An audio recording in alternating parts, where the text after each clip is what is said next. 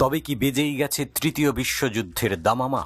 Israeli হামলার ভয়ানক জবাব দিয়ে ইরান নিজেই দৃশ্যপটে হাজির। মধ্যপ্রাচ্যের ক্ষমতার দ্বন্দ্বে বৃহত্তর সংঘাতের আশঙ্কা। নেতানিয়াহুর দেশকে মানচিত্র থেকে মুছে দিতে এবার বদ্ধপরিকর মধ্যপ্রাচ্যের সুপার পাওয়ার ইরান। বিশ্বমোড়ল যুক্তরাষ্ট্র পরম মিত্র ইসরায়েলের ব্যাপারেও তাই রয়ে সয়ে কথা বলছে। কারণ প্রেসিডেন্ট বাইডেনও জানেন, পান থেকে চুন খসলেই মহাবিপদ। ইরানি সেনা ও নৌবাহিনীর কমান্ডাররা নিশ্চিত করেছেন, ইরান ইসরায়েলের যে কোনো শত্রুতার ধ্বংসাত্মক জবাব দিতে প্রস্তুত এবং সক্ষম।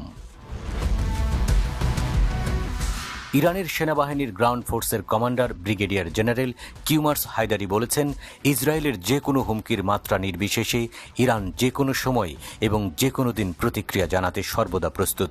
তিনি নেতানিয়াহু প্রশাসনকে হুঁশিয়ার করে দিয়ে